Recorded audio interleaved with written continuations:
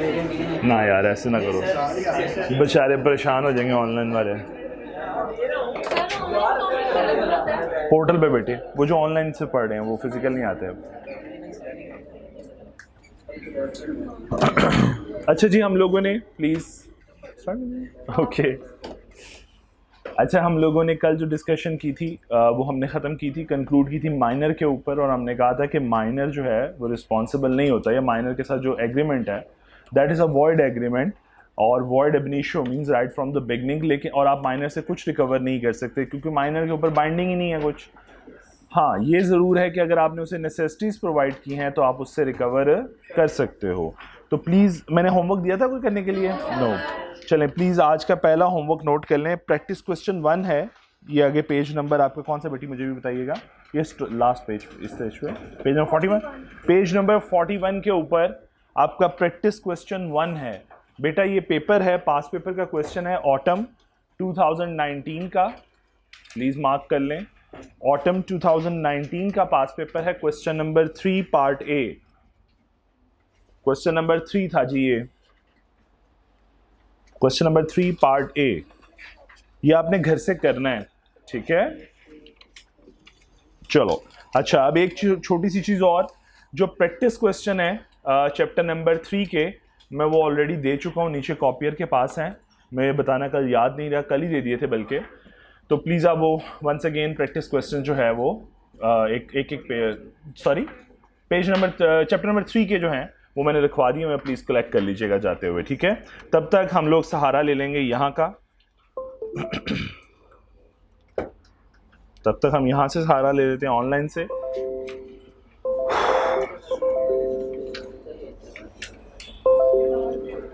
चल रहा है कि नहीं चला? अच्छा,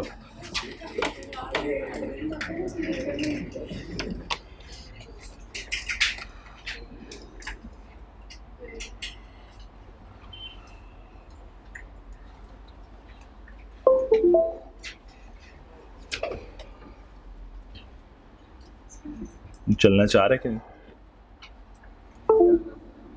प्लीज होल्ड कर लो 1 मिनट। ये फर्स्ट 2 हैं जी, छोटी छोटी सी एग्जांपल्स, प्लीज एक दफ़ा पढ़िए, केस स्टडीज़ हैं, माइनर को लेकर ही हैं, जल्दी से पढ़िए फिर हम अगली बात स्टार्ट करते हैं।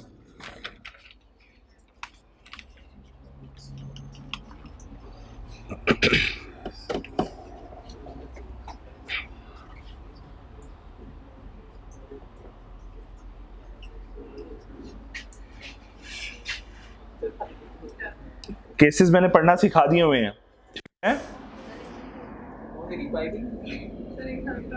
जो भी है, मोहरी जो भी है, धर्मोदास, देवदास का छोटा भाई। चलें प्लीज़ प्लीज़ एक दफ़ा जल्दी से पढ़ लें ताकि हम फर्स्ट पढ़ ली। चलो मैं इस तरह कर देता हूँ, दोनों नज़र आ जाएंगे एक टाइम पे। अच्छा, नीचे सोल्यूशन साथ ही ना पढ़ लिया करें, सोच लिया करें थोड़ा सा कि क्वेश्चन क्या है और मैंने आंसर क्या होना चाहिए।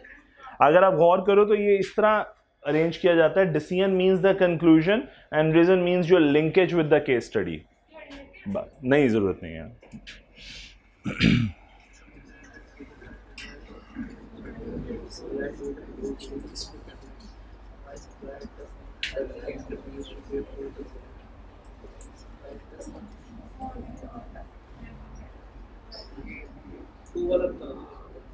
क्या हुआ इसमें? कहते जी क्या पढ़ दो, केस ही समझ आया। X a minor enter into a contract with by to supply a minor enter to supply food and clothes to his dependents. X एक कॉन्ट्रैक्ट में एंटर हुआ। अच्छा, हम जाके वहाँ पे पढ़ेंगे कि आपने, मैंने कहा ना, नेसेसिटीज़ प्रोवाइड करनी है। अगर आपने माइनर को, तो आप माइनर से रिकवर कर सकते हो इंशाल्लाह। कॉज़ाई कॉन्ट्रैक्ट के चैप्टर में जाके पढ़ेंगे माइनर या माइनर के डिपेंडेंट्स को भी अगर हम प्रोवाइड करते हैं नेसेसिटीज़ तो वो रिकवर की जा सकती हैं। अब क्वेश्चन ये आता है, माइनर तो ऑलरेडी माइनर है, तो डिपेंडेंट्स कौन हुए? उसके चिल्ड्रन। डिपेंडेंट पेरेंट्स कहाँ से आते हैं? चिल्ड्रन, अगली जनरेशन, ठीक है? अब माइनर देखो, अकॉर्डिंग टू लॉ माइनर किस एज में बन रहा है? और शरीयत में 15 16 जी। चलो जी, शरीयत में 16, 2 साल हैं, ठीक है? तो माइनर शादीशुदा हो सकता है, कोई मसले वाली बात नहीं है। चलो तो समझ आ गई बात है। चलो सो माइनर हो या माइनर के डिपेंडेंट्स हो, तो उसने माइनर ने कॉन्ट्रैक्ट किया वाई के साथ कि वाई फूड और क्लोथ सप्लाई करेगा उसके डिपेंडेंट्स को। Y supplied the same, Y ने वो नेसेसिटीज प्रोवाइड कर दी हैं किसके, एक्स के डिपेंडेंट्स को, उसके बच्चों को या उसकी बीवी को। Y supplied the same but X refuse to pay for the same, X ने पैसे देने से इनकार कर दिया। तो in fact can Y recover anything, जो बिल्कुल उसकी एस्टेट से रिकवर कर सकता है। मैंने कहा था एक्स की एस्टेट से। आप लोग समझ पाए हो कि ये कॉन्ट्रैक्ट हो क्या रहा है, एक्स और वाई के, और वाई ने गुड्स प्रोवाइड करनी है एक्स के डिपेंडेंट्स को, ये हो रहा है कॉन्ट्रैक्ट, और बदले में एक्स ने पैसे देने हैं उसको। ये गुड्स आ रही हैं या नेसेसिटीज आ रही हैं और इसने बदले में पेमेंट करनी है, ये कॉन्ट्रैक्ट हो रहा है। वो बात समझ आई है? सो कहते हैं रीजन क्या है, कहते हैं Y is entitled to reimburse from the property of such minor, a person who has supplied the necessity to a minor or those who are dependent on him is entitled to be reimbursed, कि वो उससे recover कर सकता है from the property of such minor। ये बात समझ आई? अच्छा एक काम कीजिए प्लीज, अगर थोड़ा सा आप मूव कर सकते हैं पेज नंबर, मैं आपको एक छोटी सी चीज पढ़ा देता हूं ताकि आपके जहनों से वो एक प्रॉब्लम रिजॉल्व हो जाए। जी जी मैं बताता हूं पेज नंबर, 1 मिनट से दीजिएगा मुझे।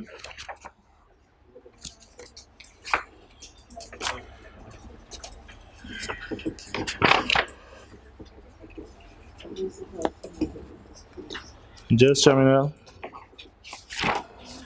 इसके कंटेंट कहाँ गया, कंटेंट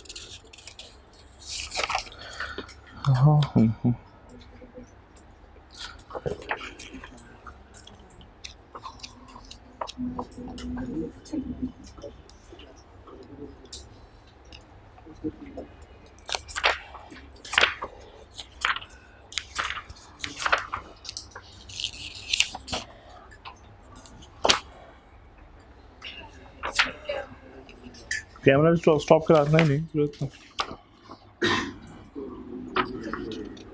यार, इस बुक के तो पेज टर्न करना भी उदाब हुए हैं। अच्छा जी पेज नंबर बेटे 130 है, मूव कीजिएगा थोड़ा सा, पेज नंबर 130 130 पे आइएगा प्लीज।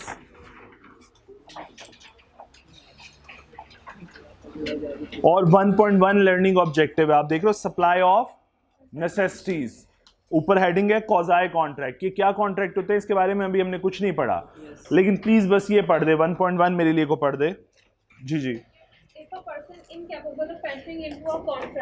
जी, पर्सन इनकैपेबल है मींस माइनर और अनसाउंड माइंड, और anyone whom he is legally bound to support is या supplied, जी जी, और जिया उसके डिपेंडेंट्स, ठीक है आगे उसकी बात कर रहा है, is supplied by another person with necessities suited उसे किसी दूसरे बंदे ने नेसेसिटीज प्रोवाइड की हैं उसको या उसके डिपेंडेंट्स को।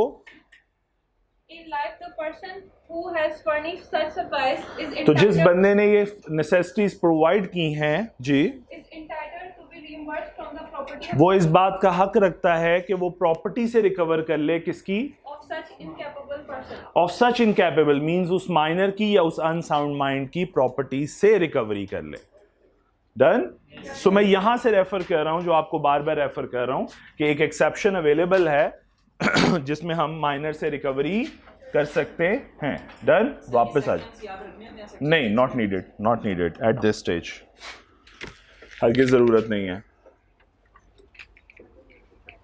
चलो जी वापस आ जाओ, बस इतना सही पढ़ाना था मैंने, वापस आ जाओ। बाकी जब समझाऊंगा कि क्वाज़ाई कॉन्ट्रैक्ट क्या है, कैसे फॉर्मेशन होती है, उस वक्त समझाऊंगा। माइनर का यस, माइनर के तो बारे में श्योर है, माइनर के डिपेंडेंट्स भी इंक्लूडेड है।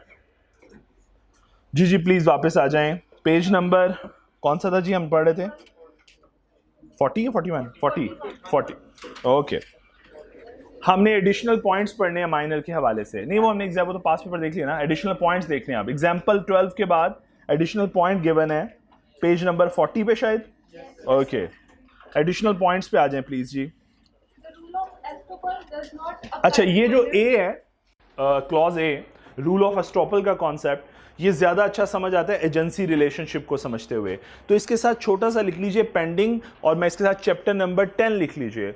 हम जब चैप्टर नंबर 10 को डिस्कस कर रहे होंगे, एजेंसी रिलेशनशिप को समझ लेंगे, वहाँ पे मैं सिखाऊंगा रूल ऑफ एस्टॉपल, और फिर मैं सिखाऊंगा कि रूल ऑफ एस्टॉपल माइनर पे अप्लाई नहीं होता। वर्ड देख रहे हो, पहली लाइन लिखी हुई है, rule of estoppel does not apply to a minor. पहले रूल ऑफ एस्टॉपल तो समझ लें। तो रूल ऑफ एस्टॉपल समझेंगे चैप्टर नंबर 10 में जाके। मैंने बड़ी दफ़ा क्लासेस में इधर पढ़ाने की कोशिश की, लेकिन स्टूडेंट ज़्यादा कंफ्यूज हो जाता है रादर देन कि वो इस कॉन्सेप्ट को समझे। तो जब चैप्टर नंबर 10 पढ़ेंगे उसके साथ ही इसको पढ़ लेंगे, और साथ ही इसकी एग्जाम्पल भी पेंट कर लीजिए, जो कि एग्जाम्पल नंबर 13 है। ठीक है, इससे रेलेवेंट एग्जाम्पल नंबर 13 है। तो ये दोनों चीज़ें हम चैप्टर नंबर 10 पढ़ने के बाद पढ़ेंगे। ठीक है जी, उसमें जब ये कॉन्सेप्ट पढ़ लेंगे। लो जी, अब एक छोटी सी बात समझिए। हमने कहा माइनर कॉन्ट्रैक्ट में एंटर नहीं हो सकता, ऐसा ही है। माइनर के साथ कॉन्ट्रैक्ट जो है वो वॉइड एब इनिशियो है। ठीक है जी, ऐसे ही बड़ा। देखो, एक चीज़ बहुत मैटर करती है कि फॉर एग्जांपल टाइम लाइन बहुत मैटर करती है। जिस तरह फॉर एग्जांपल ये एक मिस्टर बिलावल साहब हैं, माइनर हैं ज़हनी तौर पे, चलो फिजिकली एज वाइज ना सही, नहीं शेख साहब, चलो शेखू दे देते हैं जी, शेखू साहब के साथ। अच्छा, बिलावल सपोज अज्यूम करें माइनर हैं, ठीक है जी। अच्छा, लॉ के लिए ये बहुत इंपॉर्टेंट चीज़ है कि फॉर्मेशन के टाइम पे, यानी कॉन्ट्रैक्ट की फॉर्मेशन के टाइम पे, अगर एक पर्सन एक माइनर था, यानी below the age of majority, under 18 years था, बात समझ पा रहे हो, तो लॉ कहता है कि वो कॉन्ट्रैक्ट तो है ही नहीं, वो तो एग्रीमेंट है, और एग्रीमेंट भी वॉइड एग्रीमेंट। ऐसे ही जी, वॉइड एग्रीमेंट। लॉ कहता है व्हाट इफ कि ये कॉन्ट्रैक्ट हो गया, फॉर्मेशन हुई 1 जनवरी 2022 को, ठीक है, और बिलावल साहब की 18th हैप्पी बर्थडे आ गई से 22 फरवरी 2022 को। सपोज अज्यूम करें, अज्यूम कर रहा हूं, और मेरा रिश्तेदार नहीं लगता, मुझे नहीं पता क्या उसकी बर्थडे है। सपोज अज्यूम करें 22 फरवरी को उसकी हैप्पी बर्थडे, मींस अब वो 23 फरवरी से क्या है, मेजर, माइनर तो नहीं रहा, ऐसा ही है। Now he is competent to contract. इस स्टेज के ऊपर ये इनकॉम्पिटेंट टू कॉन्ट्रैक्ट था, इस स्टेज के ऊपर आकर ये कॉम्पिटेंट टू कॉन्ट्रैक्ट हो गया। Now he can make a valid contract, offer या एक्सेप्टेंस करके अब ये कॉन्ट्रैक्ट एक वैलिड कॉन्ट्रैक्ट बना सकता है। लॉ सिर्फ ये समझाना चाह रहा है, मेरे लिए फॉर्मेशन बहुत इंपॉर्टेंट है। अगर एक चीज़ पिछले महीने गलत थी तो वो दोबारा अगले महीने जाके रेक्टिफाई नहीं हो सकती, यानी फ्यूचर में जाकर पिछली गलतियों को नहीं सुधार सकते तुम। जो वंस अ कॉन्ट्रैक्ट या once an agreement is a void agreement, ये कभी भी रेक्टिफाई होकर वैलिड में कन्वर्ट नहीं हो सकता, फॉर द रीजन कि एक बंदा आज मेजर हो गया तो वो चाहता है कि वो पुराने कॉन्ट्रैक्ट को भी रेक्टिफाई कर दे। आजा बेटे, मेरी बात समझ पा रहे हो मैं क्या समझाना चाह रहा हूं? यानी रेक्टिफिकेशन या करेक्शन पॉसिबल नहीं है फ्रॉम द बैक डेट। मैं रिपीट कर रहा हूं, करेक्शन पॉसिबल नहीं है from the back date. Clear? जो एक दफा एग्रीमेंट फॉर्मेशन के टाइम पे डिक्लेयर हो गया void because of the reason कि माइनर जो था वो इनकॉम्पिटेंट टू कॉन्ट्रैक्ट था, तो माइनर मेजोरिटी की एज में चला भी जाए वो इस एक्शन को रेटिफाई नहीं कर सकता। ये हमेशा एक वॉइड एग्रीमेंट ही रहेगा। हाँ, वो एक नया वैलिड एग्रीमेंट कर सकता है, बट ये हमेशा वॉइड रहेगा, not enforceable by law. Please जरा पढ़िए जल्दी से अब इस पॉइंट को, बी क्लॉज को।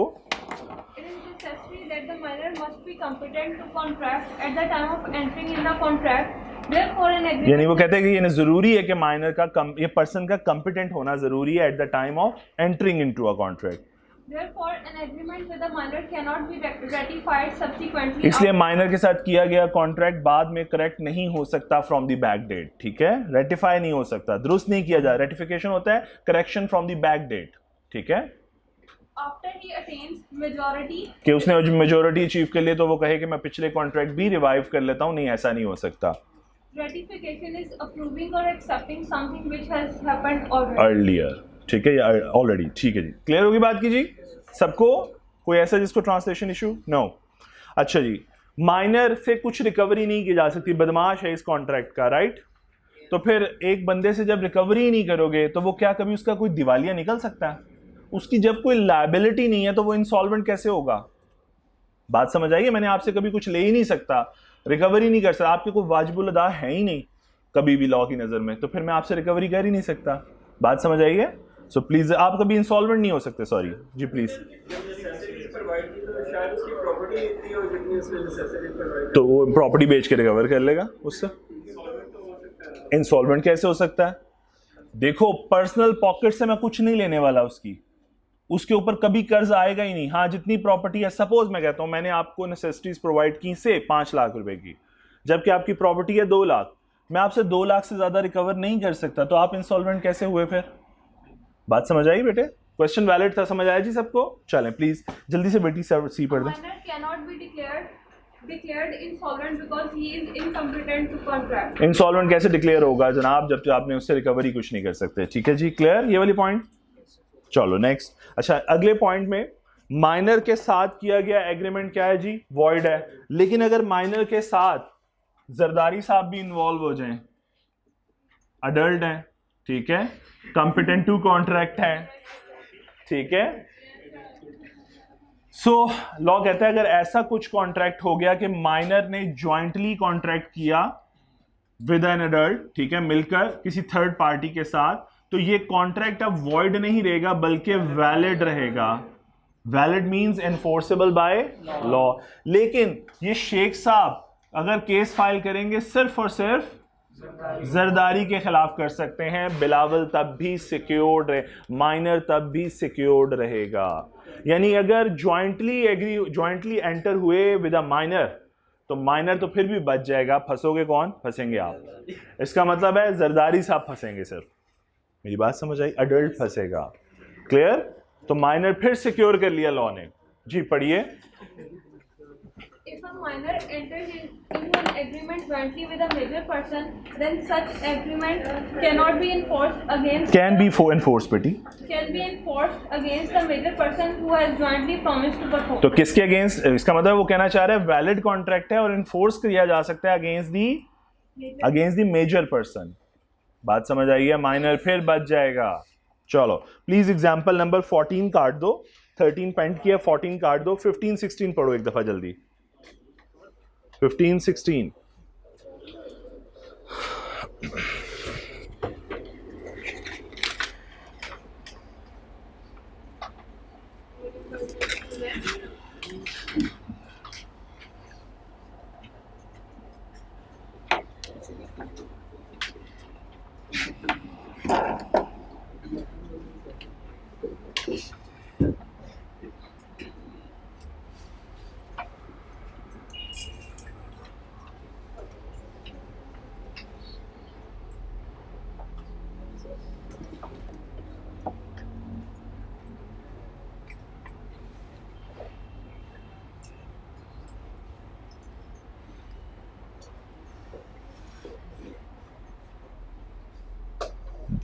जी डन?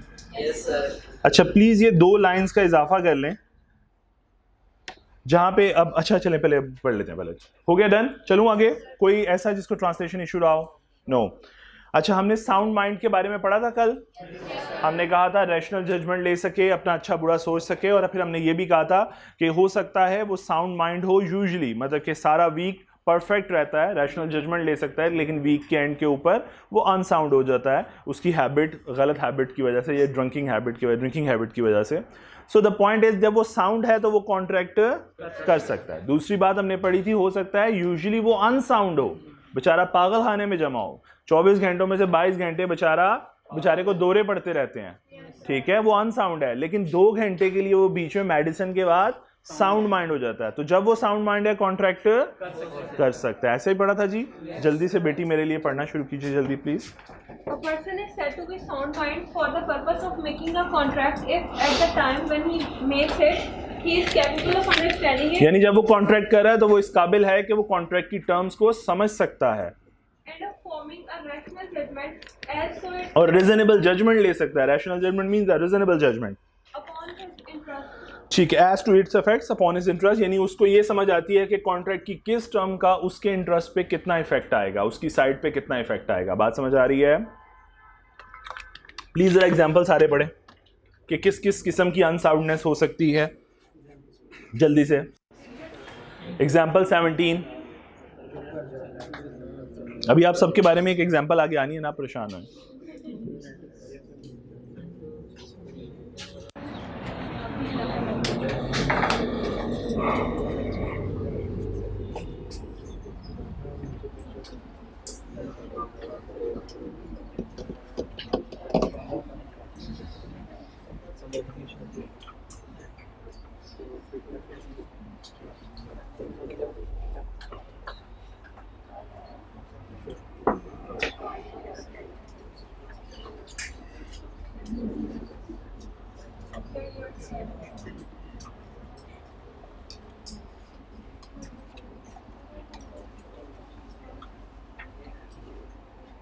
जी डन जी बेटे।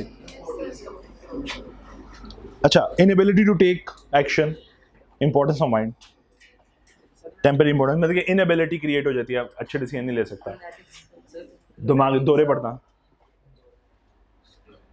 पागल नहीं होता जिसको दौरे पड़ते, फिट्स पड़ते हैं वो।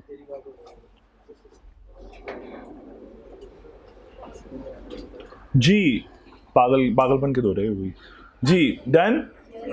अच्छा प्लीज अगली लाइन जरा पढ़िए बेटी, इस एग्जाम्पल के बाद लाइन है, प्लीज बड़े ध्यान से उस लाइन को पढ़ना जी। यूजुअली ऑफ अनसाउंड माइंड, वही 22 घंटे वाला बेचारा पागल जी।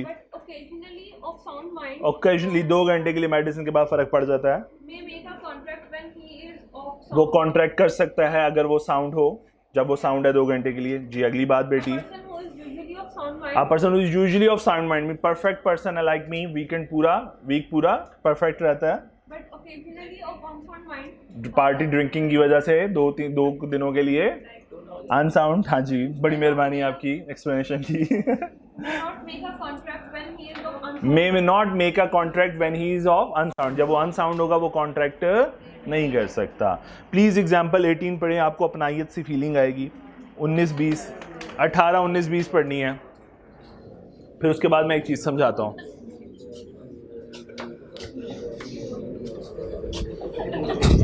आपको अपने पेरेंट्स की याद आ रही है? Okay good. ना परेशान हो, ये किसी फेज में चेंज नहीं होता, मुझे अभी तक सुननी पड़ती है यही वाली। चलो जल्दी से प्लीज एग्जांपल्स पढ़ें, फिर मैं एक चीज समझाता हूँ।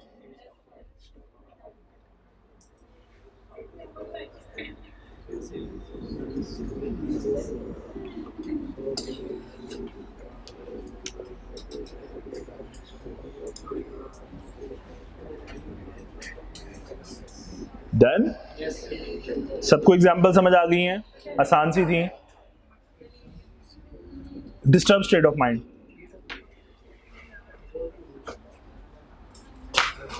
इसका मतलब है डिस्टर्ब स्टेट ऑफ माइंड जी। डन?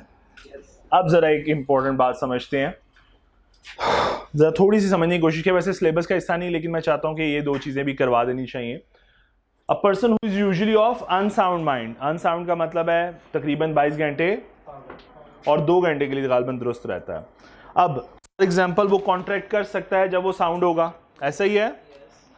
इसका मतलब ये हुआ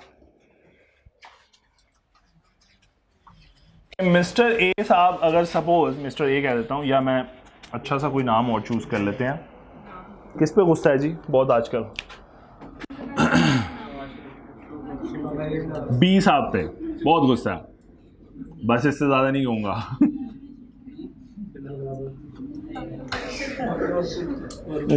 है बी वही वाला, वो वाला जिस पे उठाया जा सकता हूं मैं यहाँ पे।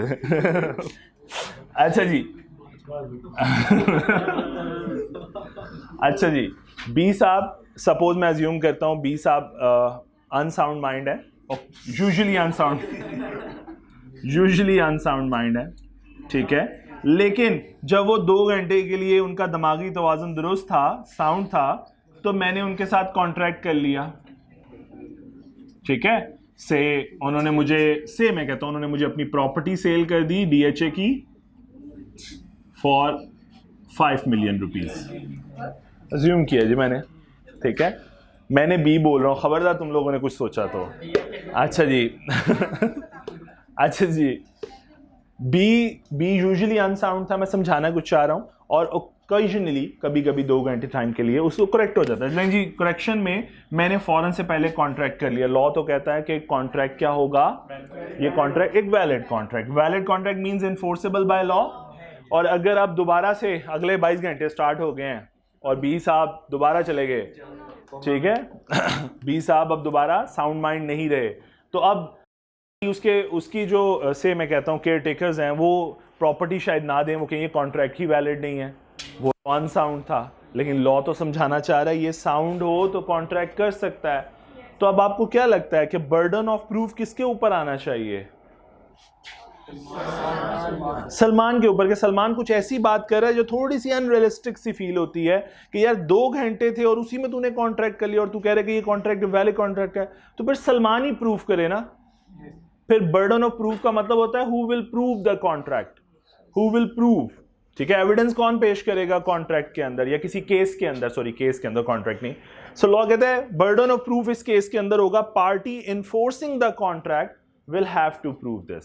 जो पार्टी इस कॉन्ट्रैक्ट को इन्फोर्स कराना चाह रही होगी, जो चाह रही होगी ये कॉन्ट्रैक्ट एग्जीक्यूट हो, इसका मतलब उसकी कहीं ना कहीं इंटेंशन है, ये 2 घंटे में उसने कॉन्ट्रैक्ट किया, इसका कहीं ना कहीं उसकी थोड़ी सी सस्पिशियस इंटेंशन है, तो वो प्रूव करे कि वो साउंड माइंड था भी जब कॉन्ट्रैक्ट हुआ। यानी इस केस में किसे प्रूफ करना पड़ेगा? सलमान को प्रूफ करना पड़ेगा कि बी साहब साउंड माइंड थे जब मैंने कॉन्ट्रैक्ट किया। बात समझ आई है? तो प्लीज ये मार्क नोट कर लें, बर्डन ऑफ प्रूफ इस केस के अंदर क्या होगा? Party enforcing the contract. बिल्कुल, लेकिन लॉ ने जब स्पेसिफाई कर दिया कि इस केस में मुझे सस्पिशन जो है या मुझे ज्यादा शुबा ये है कि आप बी साहब झूठ बोल रहे हैं, सॉरी सलमान साहब सस्पिशियस हैं, सलमान साहब कॉन्ट्रैक्ट को एग्जीक्यूट कराना चाह रहे हैं, तो इसलिए लॉ ने इस पे ब्लेम डाल दिया। अभी अगला ब्लेम देखते हैं, अगला जरा देखो, अभी दोबारा चेंज हो जाएगा आपको, अगला बर्डन ऑफ प्रूफ अलग है। ये बर्डन ऑफ प्रूफ समझ आया? ये सिलेबस का हिस्सा नहीं है, मैंने सिर्फ आप लोगों के लिए डाल दिया कि अगर आपको दिल करे तो एक प्रैक्टिस क्वेश्चन भी कर लेते हैं इसी के ऊपर। आगे लिखा हुआ है प्रैक्टिस क्वेश्चन नंबर 3, बुक में नहीं है बेटे, ये वो वाला प्रैक्टिस क्वेश्चन है। जी जी सॉरी बेटी, ये दोनों लाइंस देख लें फिर जल्दी से प्लीज जल्दी करें, हरी अप। ये फर्स्ट वाले के बाद अनसाउंड, यूजुअली अनसाउंड के बाद ये लाइन लिख लें और उसके बाद ये वाली लाइन नोट कर लें ताकि मैं आगे चल सकूं। और ये बात समझ आई है?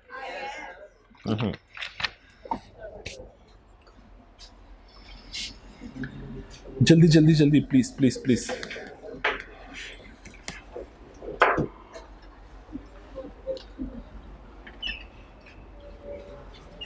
और अगली प्रोविजन ऑफ लॉ के बाद ये वाली line burden of proof.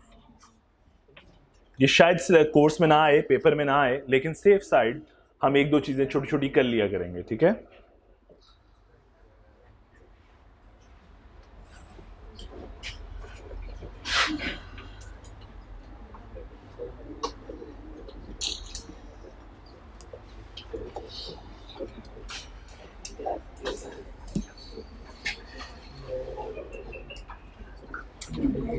Done, noted, okay. अब जरा अगली, पहले इससे अगली चलने से पहले प्रैक्टिस क्वेश्चन 10 है, ये जरा एक दफा नजरसानी फरमाइए। लें जी लेक्चर, ये प्रैक्टिस क्वेश्चन 10 जरा प्लीज इसे पढ़िए। मोहनलाल वर्सेस विनायक। जी प्लीज एक दफा इसको पढ़िए। इसको मैंने थोड़ा सा ऑल्टर करने की कोशिश की है, तो शायद अगर कोई गलती हो तो मुझे बता दीजिएगा, वरना मेरा ख्याल है ठीक किया। प्लीज एक दफा जरा समझिए, देखिए कॉन्ट्रैक्ट समझ आती है।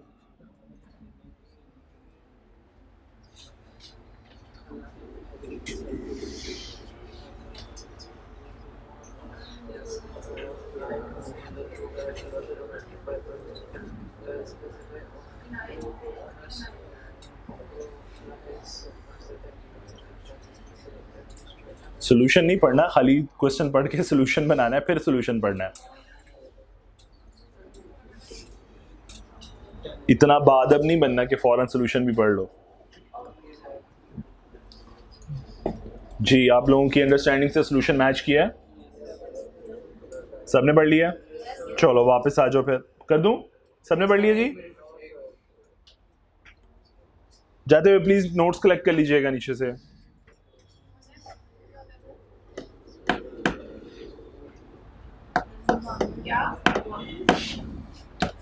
डन? किसके बेटे? On whom onus of proof, बेटा burden of proof या onus of proof same terminology, technical jargon है दोनों, इसका मतलब सेम है। burden of proof लिखा हो या onus of proof लिखा हो, दोनों का मतलब है who will prove it, case में एविडेंस कौन पेश करेगा। अगर मैं इसको छोटा सा समझा दूं तो अगर आप लोगों को याद हो, मैं पहले भी इसकी एग्जांपल देता था कि नवाज फैमिली, अगर अक्सर आपने देखा होगा जब ये नवाज शरीफ नाअहल हो रहे थे तो उस ज़माने में बाहर आके अपने बेवकूफ़ देखो हैं, उन्हें समझ तो आ गई हुई है कि सक्सेसफुल इंसान वो है जो अपने हिस्से के बेवकूफ़ पहले इकट्ठे कर ले। तो इन लोगों ने, सब पार्टियों ने अपने अपने हिस्से के बेवकूफ़ इकट्ठे किए हुए हैं। सो नवाज क्या करता था, आगे आगे बाहर आके क्या कहता था, इन लोगों ने मुझे 2.5 घंटे बैठाया, नैब वालों ने, इनके पास कोई प्रूफ नहीं है। याद है आप लोगों को स्टेटमेंट्स याद है जब वो निकल के बाहर कहते थे इंतकामी कार्रवाई हो रही है, 2.5 घंटे बैठाया, एक भी प्रूफ नहीं मिला इनके पास। हालांकि उस केस के अंदर burden of proof Nawaz family के ऊपर था कि दे हैव टू प्रूव। और अगर आपको याद हो पीटीआई वाले भी ऐसे बेवकूफ बाहर निकल के कहते थे रसीदें दिखाओ, रसीदें दिखाओ, याद है? तो वो स्लोगन्स बन गए थे दो, रसीदें दिखाओ और इधर से कोई प्रूफ नहीं है। इनफैक्ट वो कोई समझा ही नहीं पाया ऑडियंस को या पब्लिक को कि जनाब इस केस के अंदर burden of proof Nawaz family के ऊपर था कि उन्होंने प्रूफ करना था कि उनके पास ये पैसे कहाँ से आए, ये फ्लैट्स के पैसे उन्होंने कहाँ से लिए। अब वो आके अपने बेवकूफ़ों को समझाते थे इनके पास सबूत नहीं है, हालांकि सबूत खुद देने थे, ठीक है, सबूत खुद पेश करने थे।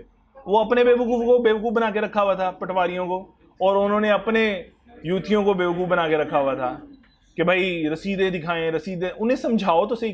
देखो एक बंदा अगर अच्छी स्टेटमेंट देता है और जनरल पब्लिक को ये समझा देता है कि इसमें बर्डन ऑफ प्रूफ किसके ऊपर है, तो शायद आधी आवाम को समझ आ जाती बात। बट मैं अगर लगे मैं सारे बेवकूफ़ लगे रहे। चलो जी प्लीज, डन? चलो जल्दी से आ जाओ अगली बात पे। फिर कहते हैं person who is usually of sound mind but occasionally unsound mind. अब सपोज ये बी साहब सब परफेक्ट रहते हैं स्वाय वीकेंड के, वैसे साउंड रहते हैं, सिर्फ वीकेंड के ऊपर थोड़ी सी ड्रंक वगैरह चल जाता है तो अनसाउंड हो जाते हैं, ठीक है। अब लॉ की नजर में जब वो साउंड है वो कॉन्ट्रैक्ट कर सकते हैं और कॉन्ट्रैक्ट वैलिड होगा। अच्छा अगर फॉर एग्जांपल अब साउंडनेस का टाइम फ्रेम ज्यादा है, से मंडे टू सैटरडे, सिर्फ वीकेंड के ऊपर, से संडे के ऊपर नहीं करते, साउंड नहीं होते, तो इसका मतलब लॉ ये कहता है, देखो जरा, अब बर्डन ऑफ प्रूफ किसके ऊपर है? Party avoiding the contract will have to prove this. यानी अब जो कॉन्ट्रैक्ट से बचने की कोशिश कर रहा है वो प्रूफ करेगा। असूलन लॉ को लगता है कि अब ऐसी सिचुएशन होगी तो ये एक वैलिड कॉन्ट्रैक्ट होगा, और जो बचने की कोशिश, बचने का मतलब है जो अवॉइड करना चाह रहा है इसे, जो ये कहना चाह रहा है ना ना ना ये तो साउंडनेस की वजह से, अनसाउंडनेस की वजह से वॉइड है, लॉ ने उसी को कहना है चल तो प्रूफ कर। यानी जो आया ये केस फाइल करने दोनों में से कि जनाब ये तो, मैं तो अनसाउंड था, सपोज यही आएगा ना, एक्सपेक्टिंग दैट कि ये बंदा आएगा और कहेगा मैं तो से अनसाउंड था, ये तो गलत हो गया, मैं तो वीकेंड के ऊपर कॉन्ट्रैक्ट हो गया, बला बला बला, मैं अनसाउंड था, तो प्रूफ करना पड़ेगा। सो यहाँ पे दोनों में डिफरेंस है। यहाँ पे लॉ ने कहा पार्टी इन्फोर्सिंग द कॉन्ट्रैक्ट, यानी वो पार्टी जो चाह रही है कि कॉन्ट्रैक्ट एग्जीक्यूट हो वो प्रूफ करे, जबकि इस केस में क्या है, जब दोनों साउंड है तो जो अवॉइड करना चाह रही है वो प्रूफ करे, यानी जो केस फाइल करेगी ऑन द ग्राउंड्स के अनसाउंडनेस की वजह से इस कॉन्ट्रैक्ट को वॉइड डिक्लेयर कर दिया जाए। बात समझ आ रही है? चलो जरा एक और प्रैक्टिस क्वेश्चन जी बेटे, प्रैक्टिस क्वेश्चन 11 देखो जरा आप, ये वाला उतनी देर जी बेटे।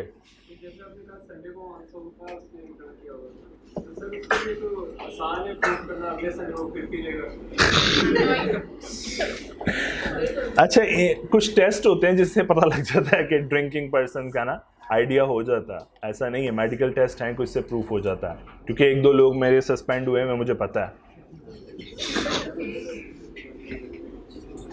चलो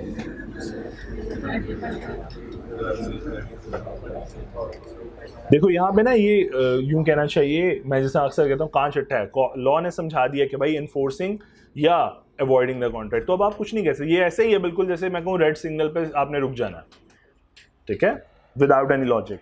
जी प्लीज एक दफा एग्जांपल 11 पे और प्रैक्टिस क्वेश्चन 11 पे हाथ साफ करें। जी जी, कैंसिल करना चाहता है, अवॉइड करना चाहता है। रेपुडिएट भी टेक्निकल जार्गन है जी लॉ का, रेपुडिएट मींस कैंसिल आउट करना। रेप्यूडिएट, अवॉइड करना, कैंसल आउट करना। जल्दी से प्लीज, जल्दी जल्दी, हमने बहुत पढ़ना है अभी।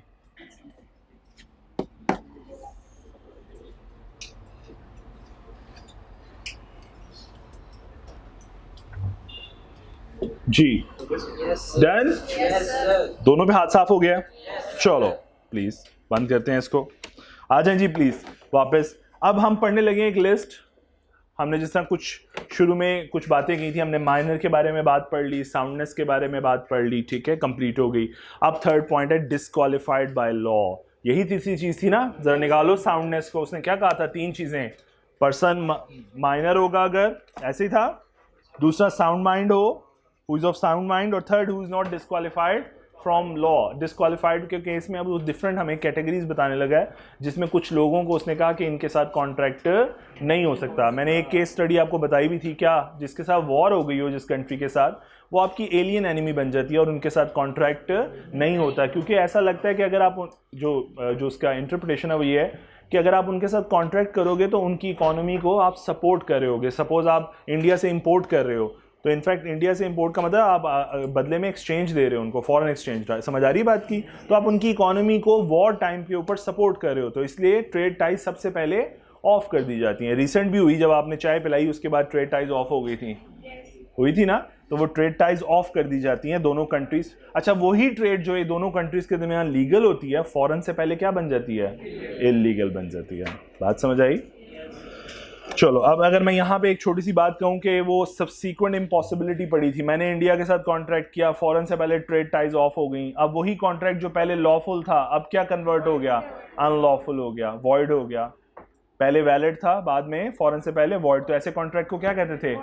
Void contract. वॉइडेबल कौन कह रहा है?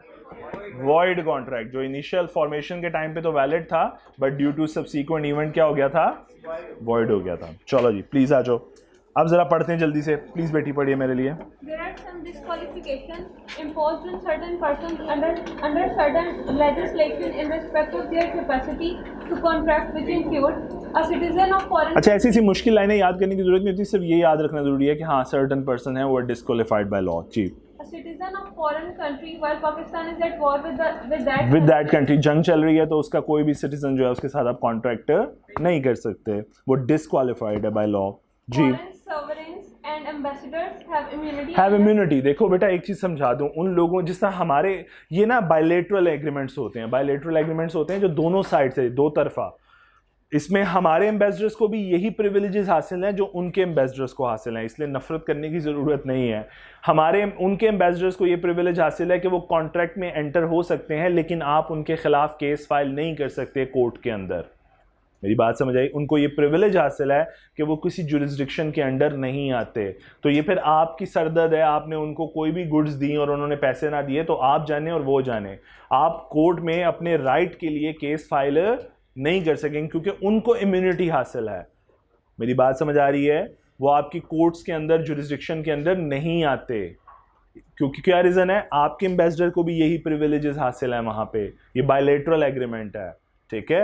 आपके एम्बेसडर को भी सेम प्रिविलेज हासिल है। हाँ, किसी ने आपके एम्बेसडर के खिलाफ केस फाइल करना है तो वो स्टेट खड़ी होगी उस एम्बेसडर के अगेंस्ट, यानी पाकिस्तान फिर केस फाइल करेगा अगेंस्ट द सेकंड कंट्री के, जिसका भी वो एम्बेसडर होगा, ठीक है? लेकिन आप एक इंडिविजुअल लेवल पे उसके खिलाफ केस फाइल नहीं कर सकते। जी बेटी पढ़िए अब। जी बेटी, वो कर सकता है, वो कर सकता है, उसे राइट दिया हुआ है, आप नहीं कर सकते उसके खिलाफ, उसके पास इम्यूनिटी राइट है।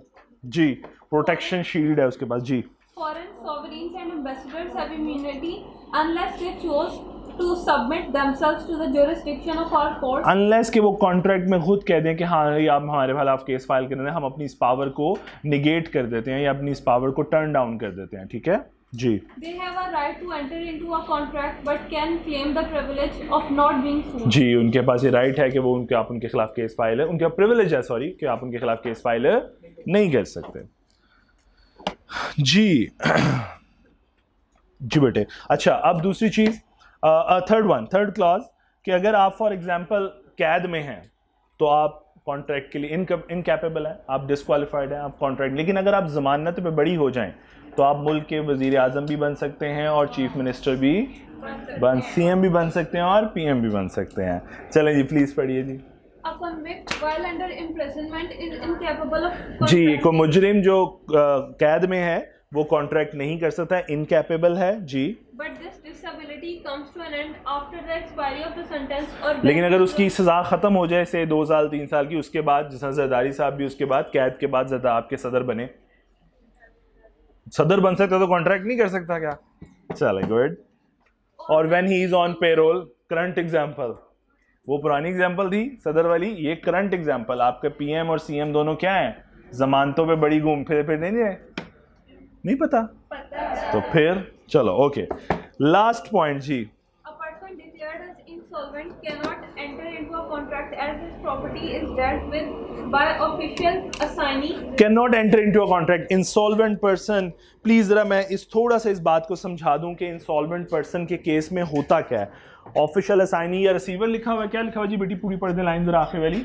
Official assignee और official receiver. ओके बेटे देखो, अगर मैं मेरा दिवालिया निकल जाए सपोज, तो उसका तरीका वारदात क्या होता है या कैसे उसके खिलाफ कार्रवाई हो रही होती है। फॉर एग्जांपल ये सलमान साहब हैं और सलमान साहब के सपोज इनकी जो एसेट्स हैं और इनकी जो लायबिलिटीज़ हैं, ये वर्ड से वाकिफ़ तो हो ना अब अकाउंटिंग की वजह से, एसेट्स लायबिलिटी। सपोज मैं कहूँ इनकी लायबिलिटीज़ हैं, इन्होंने लोगों के पैसे देने हैं से 1000 मिलियन, और इनके सारे एसेट्स बेच दिए जाएं, इनकी व्हीकल, इनकी प्रॉपर्टी, इनके बैंक बैलेंस सीज कर लिया जाए, इनका कैश अकाउंट सीज कर लिया, सब कुछ सीज कर लिया जाए और उसको रियलाइज कर दिया जाए, उसको बेच के पैसा इकट्ठा कर लिया जाए, तो पता लगता है कि शायद सिर्फ 700 मिलियन इनके एसेट्स हैं। अज्यूम कर लो इतने कहाँ से आए मेरे पास। सो ये जो 300 का डेफिसिट है, ये वो अमाउंट है जो मैं इस पोजीशन में नहीं हूँ कि अपने वाजिबुल अदा जो है, जो मेरे वाजिबात हैं, मैं उनको पे कर सकूँ। ये वो सिचुएशन है जहाँ पे मैं कहता हूँ दिवालिया, बैंकरप्सी आ गई, इंसॉल्वेंसी आ गई, कि मैं मेरे पास इतने एसेट्स मौजूद नहीं हैं कि मैं अपने वाजिबात पे कर सकूँ। क्लियर? ये बात समझ आई?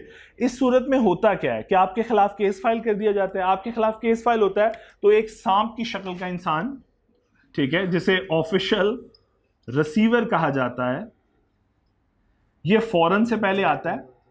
मैं इसे सांप इसलिए कहता हूं, ये फौरन से पहले आएगा और आपकी प्रॉपर्टी के ऊपर आकर बैठ जाएगा, यानी आपके बिजनेसेस को सीज कर लेगा, आपके बैंक अकाउंट को सीज कर लेगा, आपके कैश सारे पकड़ लेगा, आपके जितने रिसीवेबल, आपके उधारिये हैं, जब वो पैसा देने आएंगे उसे कहेगा ना ना ना मुझे दीजिए, मैं हूं, मुझे कोर्ट ने अपॉइंट किया एज ऑफिशियल रिसीवर, मैं सारे एसेट रिकवर करूंगा। तो सारे रिसीवेबल से पैसे ये इकट्ठे करने शुरू कर देता है। और जो पेबल्स हैं, अब फॉर एग्जांपल इसके पैसे देने थे, ये लेने आ गया, उसने कहा लाइन में लग जाए, सारी लाइन में लगे मैं ना, तू भी लग जा।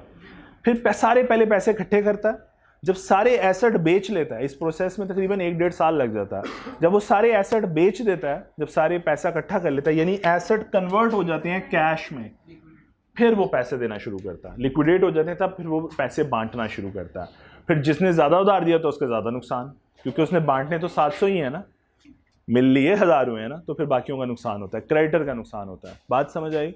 अच्छा, ऐसी सिचुएशन में जब कोर्ट ऑर्डर जारी करता है ना किसी की इंसॉल्वेंसी का, कि ये पर्सन इंसॉल्वेंट हो गया है, तो कोर्ट उसको इनेबल कर देता है, इनकैपेबल कर देता है कि भाई अब इसके साथ कोई कॉन्ट्रैक्ट नहीं करेगा, इसकी ये इनकैपेबल हो गया of entering into a contract. अगर कोई भी कॉन्ट्रैक्ट है वो, अच्छा जितने कॉन्ट्रैक्ट एग्जिस्टिंग होते हैं वो सारे इसके अंडर चले जाते हैं, ऑफिशियल रिसीवर के अंडर, यानी जहां सलमान जहां एंटर हुआ होता है कॉन्ट्रैक्ट में, वो सलमान की जगह रिप्लेस हो जाता है ऑफिशियल रिसीवर। मेरी बात समझ आई?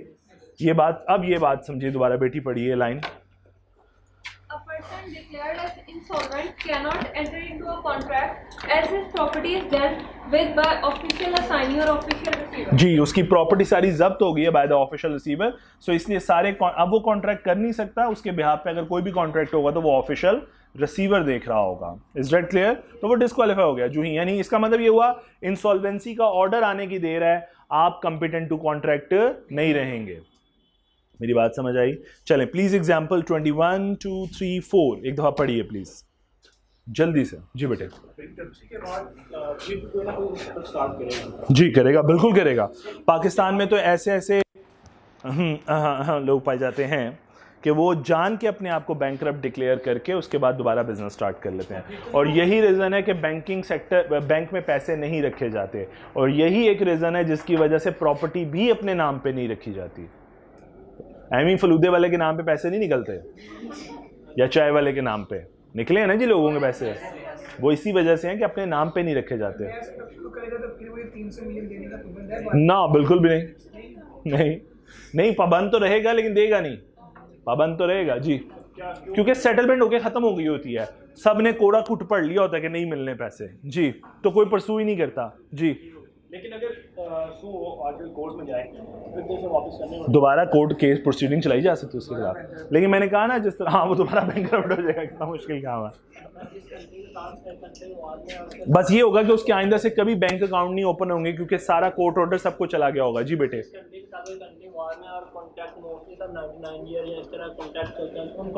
उनको सस्पेंड कर दिया जाता है, जिस तरह इंडिया के साथ जितने कॉन्ट्रैक्ट थे जो इस तरह लॉन्ग टर्म कॉन्ट्रैक्ट होते हैं उनको सस्पेंड कर दिया जाता है for the time being during the war time, और अदरवाइज ख़त्म कर दिया जाता है। ये दो सूरतें होती हैं, ये डिपेंड करता है, गवर्नमेंट डिक्लेयर करती है। जिस तरह इस बार जब ट्रेड टाइज ऑफ हुई चाय पिलाने के बाद, तो उसमें ये हुआ था कि दोनों गवर्नमेंट्स ने तय किया कि जो कॉन्ट्रैक्ट एग्जीक्यूशन हो चुकी है जिनकी, यानी जिनकी साइनिंग हो चुकी है, जिनकी डिलीवरी एग्जीक्यूशन में है, वो सारे एग्जीक्यूट करेंगे, मतलब उधर से भी माल आया था और इधर से भी माल गया था जो जाना था, और उसके बाद जो भी फॉर्मेशन में थे जिनकी डॉक्यूमेंटेशन चल रही थी वो सारे कैंसिल हो गए थे। तो ये फौरन से पहले दोनों गवर्नमेंट्स डिसाइड करती हैं कि हम इन एग्जिस्टिंग कॉन्ट्रैक्ट को कैसे लेके चलेंगे, और फिर जो लॉन्ग टर्म कॉन्ट्रैक्ट है उनको सस्पेंड कर दिया जाता है फॉर द टाइम बीइंग, और सस्पेंशन 1 साल 2 साल 3 साल की भी हो सकती है, डिपेंडिंग ऑन कि वॉर कितनी लंबी चलती है। जी जी पढ़िए जी, एग्जाम्पल 24 तक जल्दी, हमने बहुत पढ़ना है अभी आगे। डन, चलो शाबाश,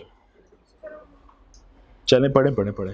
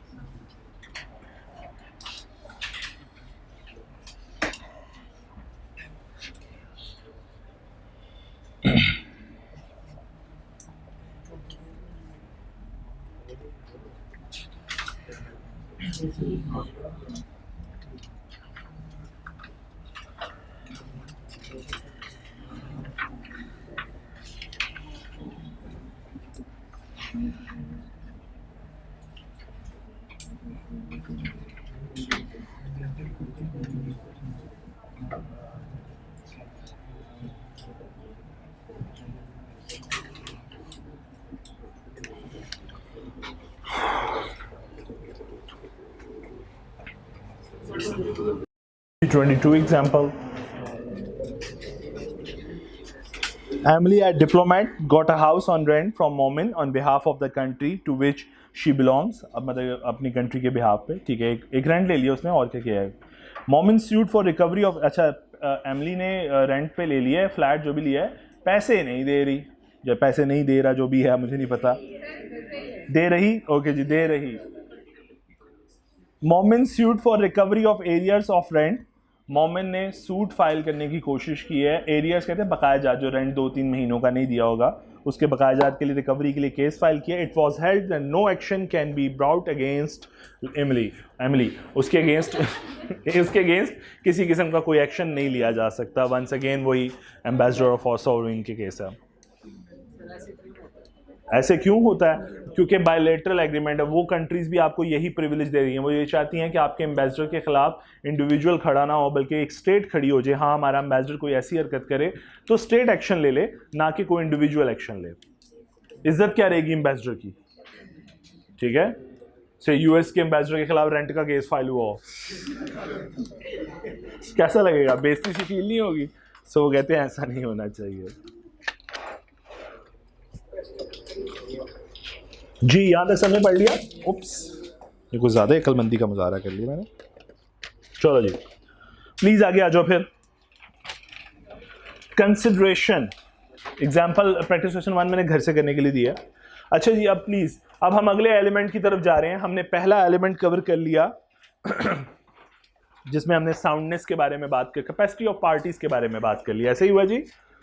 हम अपने नेक्स्ट एलिमेंट की तरफ जा रहे हैं जो एक एलिमेंट है कंसिडरेशन। इसका मतलब हम कहाँ पे पहुंच गए, हमारा प्रॉमिस हो चुका है, अब हम बात करेंगे कंसिडरेशन के बारे में, बेनिफिट्स के बारे में अंडर दी कॉन्ट्रैक्ट। ऐसे ही है जी।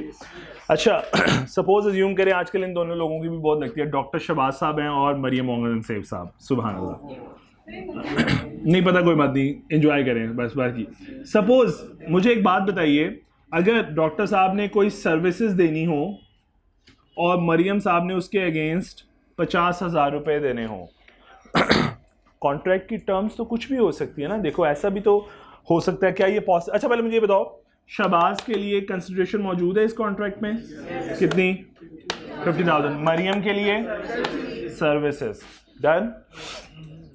अच्छा, इसका मतलब अगर मैं ये कहूँ कि कॉन्ट्रैक्ट कुछ ऐसा लिखा हो कि शहबाज साहब कहते हैं कि पहले आप एडवांस देंगे, दोनों के दरमियान, दोनों पार्टीज के दरमियान तय पा रहा है कि पहले मरियम औरंगजेब एडवांस पे करेगी 50,000 एंड देन डॉक्टर साहब सर्विसेज प्रोवाइड करेंगे।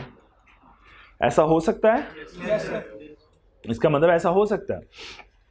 इसका मतलब आपकी कंसिडरेशन जो है, ये वाली जो कंसिडरेशन है जो आपको रिसीव हुई है, ऐसा भी हो सकता है ये पास्ट कंसिडरेशन हो। ऐसा हो सकता है कि नहीं हो सकता? पास्ट कंसिडरेशन हो कि कंसिडरेशन रिसीव हो चुकी है और अब आपने कंसिडरेशन पे करनी है। मेरी बात समझ आ रही है? अच्छा, ऐसा भी तो हो सकता है कॉन्ट्रैक्ट ऐसे हो कि दोनों एट द टाइम कहें कि डॉक्टर शहबाज साहब कहें कि मैं अभी सर्विसेज प्रोवाइड करूंगा और सर्विसेज के साथ ही आपने मुझे अभी पैसे दे देने हैं। इसका मतलब कंसिडरेशन प्रेजेंट भी तो हो सकती है।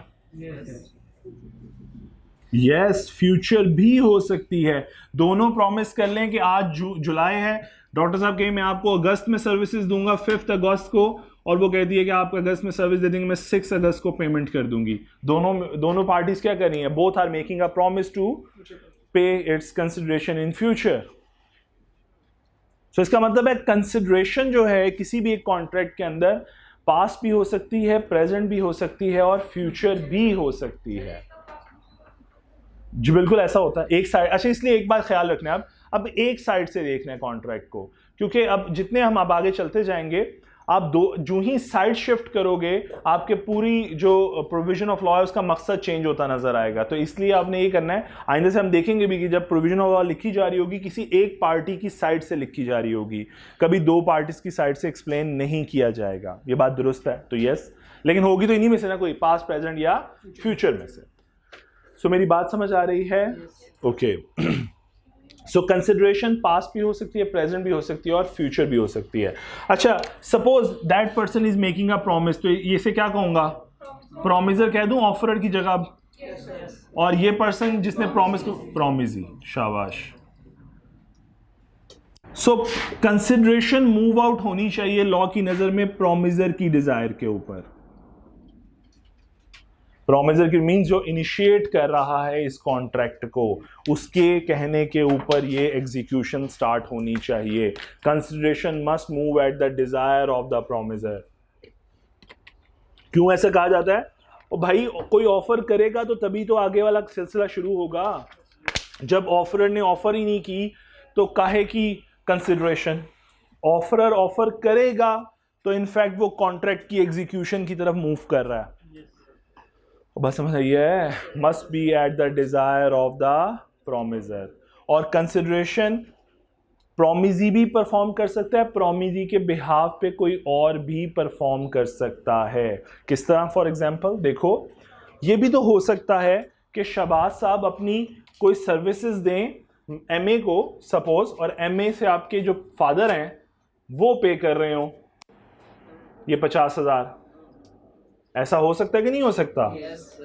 कि पेमेंट जो है वो आपके फादर कर रहे हो, डॉक्टर मेडिकल सर्विसेज आप एंजॉय कर रहे होंगे और पेमेंट आपके फादर कर रहे होंगे, आपके पेरेंट्स कर रहे होंगे।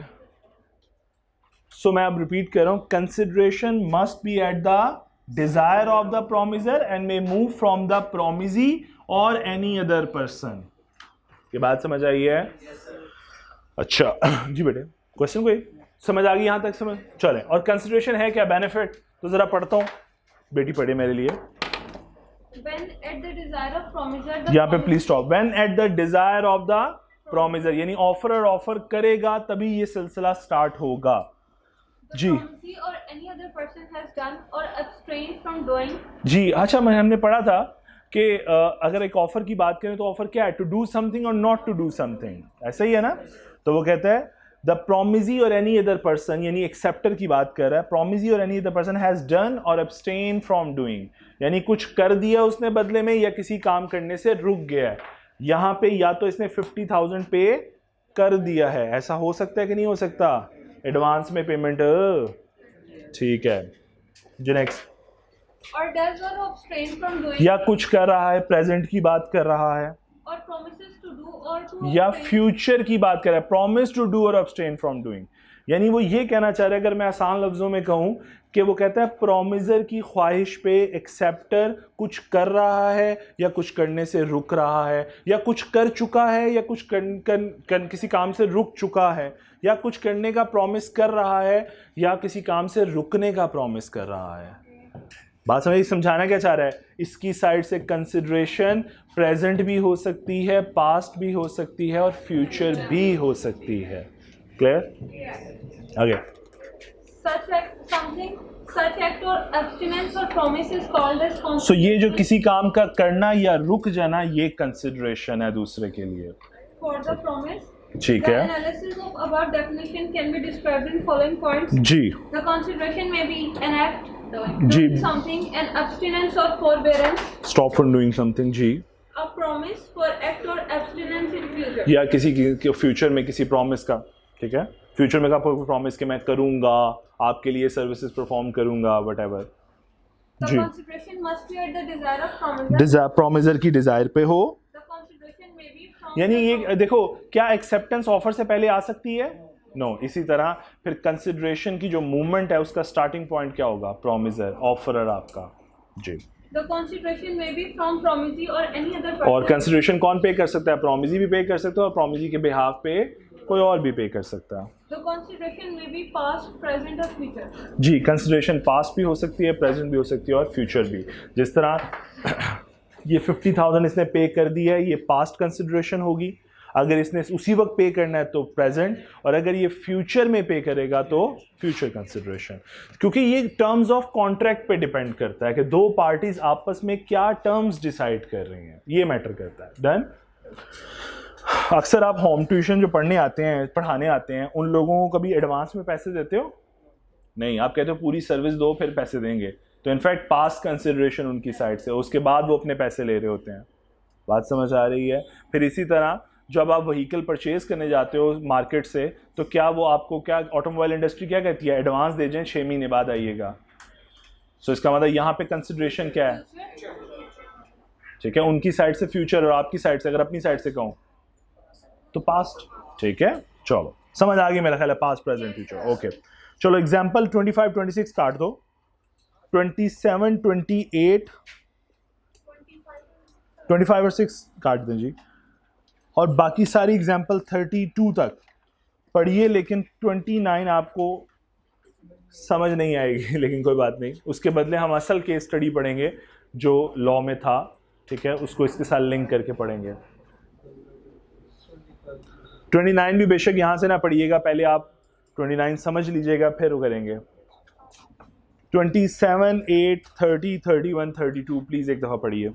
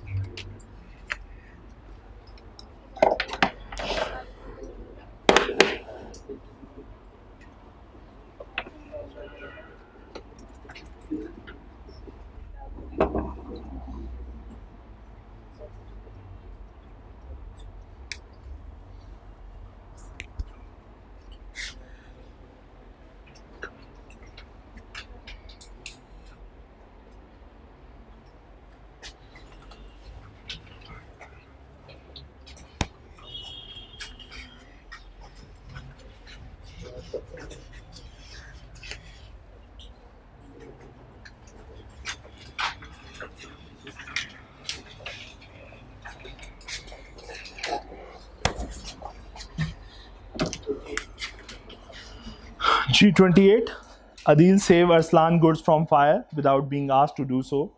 उसने कहा कुछ नहीं, लेकिन उसने सर्विसेज परफॉर्म कर दी हैं। हमने पढ़ा क्या था, पहले ऑफर आनी चाहिए फिर एक्सेप्टेंस। इसी तरह कंसिडरेशन भी किसकी डिज़ायर पे मूव होनी चाहिए, प्रॉमिसर की डिज़ायर पे। तो क्या अदील ने कहा था? नो।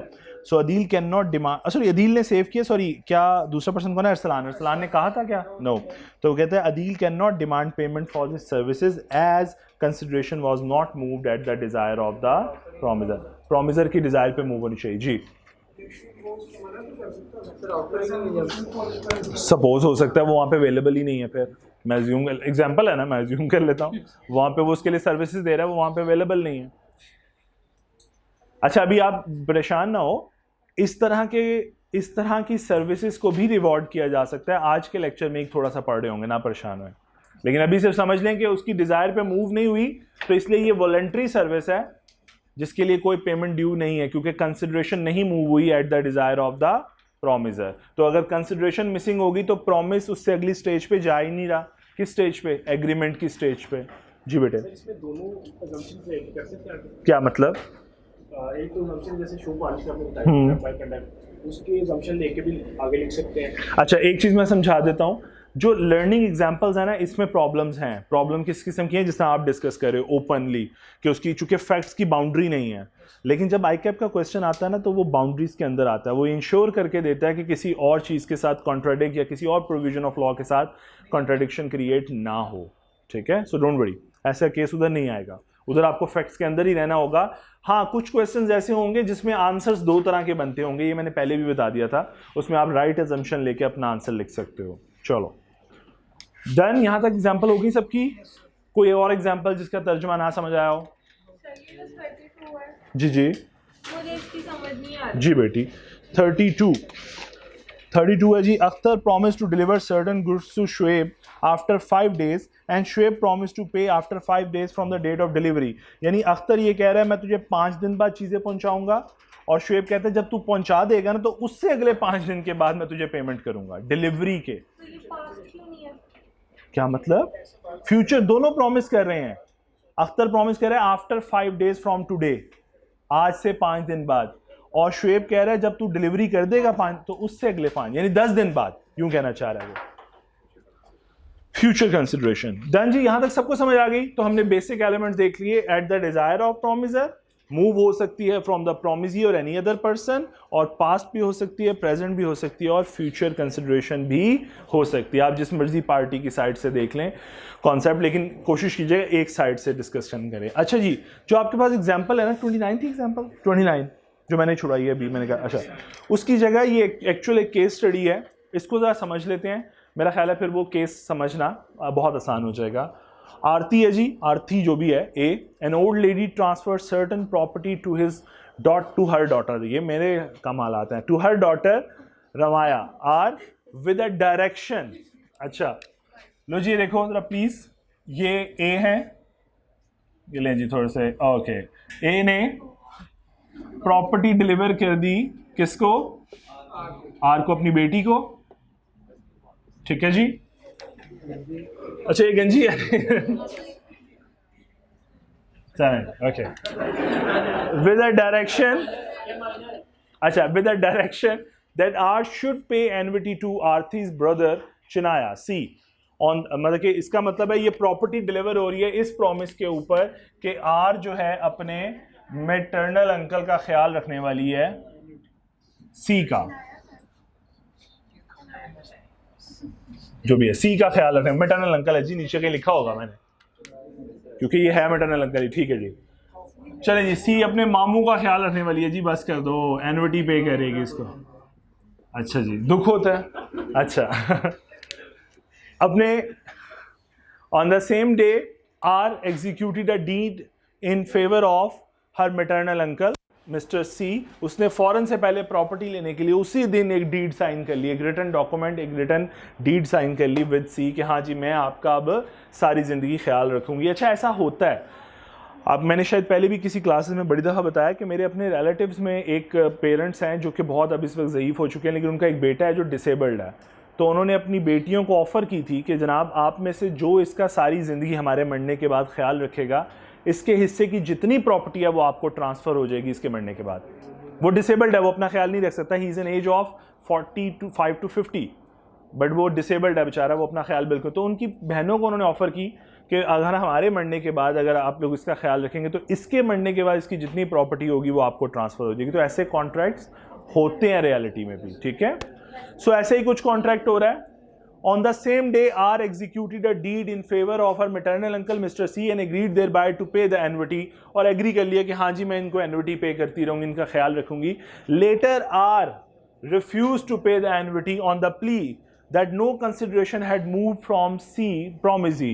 लेकिन जी बाद में उसने इस कॉन्ट्रैक्ट को रिवर्ट कर दिया या इस कॉन्ट्रैक्ट को पैसे देने बंद कर दिए इस ग्राउंड्स के ऊपर कि ये कंसिडरेशन वन साइडेड है। मेरे लिए क्या है इस कॉन्ट्रैक्ट में? कंसिडरेशन हमने तो पढ़ा हुआ है कॉन्ट्रैक्ट में कि टू वे होनी चाहिए, टू वे कंसिडरेशन में दोनों पार्टीज के लिए कॉन्ट्रैक्ट में बेनिफिट मौजूद होना चाहिए। बात समझ आ रही है? तो उसने कहा उस ग्राउंड्स के ऊपर उसने कहा ये कॉन्ट्रैक्ट क्या है, एक वैलिड कॉन्ट्रैक्ट नहीं है। कंसिडरेशन मेरी तरफ से तो मूव कर रही है, इस प्रोमिसी की तरफ से मूव नहीं कर रही है। अगर मैं यहाँ पे इस रोल में अंदर प्रोमिजर हूं तो ये प्रोमिसी है, इस प्रोमिसी की तरफ से मूव कुछ नहीं कर रहा। So discuss whether C is entitled to maintain a suit against R। तो क्या C अब केस फाइल कर सकता है R के ऊपर? जी क्या ये हो सकता है C वर्सेस R? क्या ग्राउंड्स, रीजन? अच्छा और कोई चांस? अच्छा ए और एक कॉन्ट्रैक्ट है जी ये वाला, और एक कॉन्ट्रैक्ट है ए और सी वाला। तो अभी हम बात करें आर और सी के अंदर, क्योंकि सी केस फाइल करने जा रहा है आर के ऊपर। तो बताना ये whether C is entitled to maintain suit, क्या फाइल कर सकता है सूट? बताओ जी क्यों, रीजन? कंसिडरेशन में मूव फ्रॉम द प्रोमिसी और एनी अदर पर्सन। यहां पे इसकी डिजायर के ऊपर कंसिडरेशन यहां से भी मूव कर सकती है या इसके बिहाफ पे किसी थर्ड पर्सन की। तो ये जो प्रॉपर्टी का मिल जाना है इस आर को, ये एक्चुअली में कंसिडरेशन है जो इसके बिहाफ पे इसने पे की है। और पल्ले बड़ी बात, कंसिडरेशन में मूव फ्रॉम द प्रोमिसी और any other person on the behalf of promisee. बात समझ आई? अच्छा आप जरा पढ़िए प्लीज जरा ये, फिर आपको जरा समझ आएगी। जी बेटे आपका क्वेश्चन था कोई? जैसे आपने कहा कि वो डिसेबल हो सकता है, वो केस कैसे करेगा? डिसेबल हाथों पाँव से हो सकता है, दिमाग चलता है। और अगले ने तो कुर्सी पे बैठ के किताब लिख दी पूरी, उसका मुंह भी नहीं चलता था। क्या नाम था? स्टीफन। तो डिसेबिलिटी कई किस्म की हो सकती है। नहीं हाँ अगर दिमागी तो फिर एक क्वेश्चन मार्क है। बिल्कुल है, बिल्कुल है। फिर उसके बिहाफ तो कोई केयर टेकर कर रहा होगा, कोई गार्डियन कर रहा होगा उसके बिहाफ पे। गार्डियन मीन्स कोई सरप्रस्त होगा जो भी उसका ख्याल रख रहा होगा, वो केस फाइल कर सकता है। क्या हो गया है, इतने परेशान क्यों हो गए हो? नहीं वो तो पैसे देने वाली गार्डियन है, दूसरी कोई और भी तो हो सकती है केयर टेकर। जी जरा पढ़िए। C is entitled to maintain suit against R। Reason क्या है? Maternal uncle C though stranger to the consideration, ठीक है, ऑल्दो कि वो कंसिडरेशन पे नहीं कर रहा, स्ट्रेंजर है, ठीक है। As consideration move from his sister, but he may maintain the suit as consideration may move from the promisee or any other person। बात समझ आई जी यहाँ तक? ओके एक छोटी सी चीज़ समझाना चाहता हूँ, पता नहीं वैसे इस कोर्स में तो नहीं है लेकिन कोशिश करता हूँ। अच्छा चलें, एक होता है consideration, stranger to the consideration, और एक होता है stranger to the contract. Stranger to the consideration में लिखा हुआ है can make a suit, can sue, but stranger to the contract can not sue. अच्छा ये कोर्स का हिस्सा नहीं है, सिर्फ जर्नली समझ लो, शायद कुछ चीज़ें समझ आ जाए, ना आए तो ठीक है जाने देना, पेपर में नहीं आना। इस केस के अंदर सी चूंकि कंसिडरेशन पे नहीं कर रहा तो हम इसको क्या कह रहे हैं? Stranger to the consideration, but he is not a stranger to the contract. Stranger to the contract का मतलब ये है कि कोई ऐसा बंदा जो कॉन्ट्रैक्ट की पार्टी नहीं है वो कॉन्ट्रैक्ट पे केस फाइल नहीं कर सकता। मैं रिपीट कर रहा हूं, स्ट्रेंजर टू द कॉन्ट्रैक्ट का मतलब है कोई ऐसा पर्सन जो कॉन्ट्रैक्ट की पार्टी नहीं है, वो कॉन्ट्रैक्ट के ऊपर केस फाइल नहीं कर सकता। For example if the contract is between me and this person, तो या मैं केस फाइल कर सकता हूं या ये पर्सन या इसका कोई एजेंट या मेरा कोई एजेंट, लेकिन ऐसा नहीं होगा कोई थर्ड पर्सन जिसका कॉन्ट्रैक्ट से कोई ताल्लुक नहीं है वो आके केस फाइल कर दे। मेरी बात समझ आ रही है? तो a stranger to the consideration, कि बेशक आप कंसिडरेशन ना भी पे कर रहे हो तो आप केस फाइल कर सकते हो। A stranger to the consideration can sue, but a stranger to the contract can not sue. अब मैं यही बताने लगा हूं कि देखो इस कॉन्ट्रैक्ट, ये कॉन्ट्रैक्ट है बिटवीन सी एंड आर, यहां पे C stranger to the consideration है, right, but stranger to the contract नहीं है। क्यों? क्योंकि इस कॉन्ट्रैक्ट की दो पार्टीज हैं, एक मिस्टर सी एक मिस आर। वो बात समझ आई है? यानी आर इस कॉन्ट्रैक्ट की पार्टी है, he is a party to the contract but he is a stranger to the consideration. यही रीजन है आर अगर सी अगर केस फाइल करना चाहेगा तो वो इस कॉन्ट्रैक्ट पे केस फाइल कर सकता है, वो इस कॉन्ट्रैक्ट पे केस फाइल नहीं कर सकता। वो इस प्रॉपर्टी डील के ऊपर केस कर सकता कि ये डील इनवैलिड थी। ना ना ना ना, क्यों? क्योंकि इस कॉन्ट्रैक्ट के केस में अगर if you talk about the contract between A and R, तो सी तो पार्टी टू द कॉन्ट्रैक्ट ही नहीं है। जी बेटे, लेकिन वो केस जो फाइल करेगा वो उस कॉन्ट्रैक्ट पे नहीं करेगा, वो उस कॉन्ट्रैक्ट पे करेगा। उसका इफेक्ट जो है कोलेटरिंग इफेक्ट उस पे आए तो आए, लेकिन वो उस कॉन्ट्रैक्ट को हाथ नहीं लगा सकता, वो उस कॉन्ट्रैक्ट पे केस फाइल नहीं कर सकता। मैं समझाना ये चाह रहा हूं प्लीज, ये सी केस फाइल करेगा तो इस कॉन्ट्रैक्ट पे करेगा, इस कॉन्ट्रैक्ट पे केस फाइल क्यों? क्योंकि यहां पे वो पार्टी टू दी कॉन्ट्रैक्ट ही नहीं है। जरा सोल्यूशन प्लीज पढ़िए, अब आपको समझ आएगी। ये प्लीज सोल्यूशन पूरा पढ़िए केस का।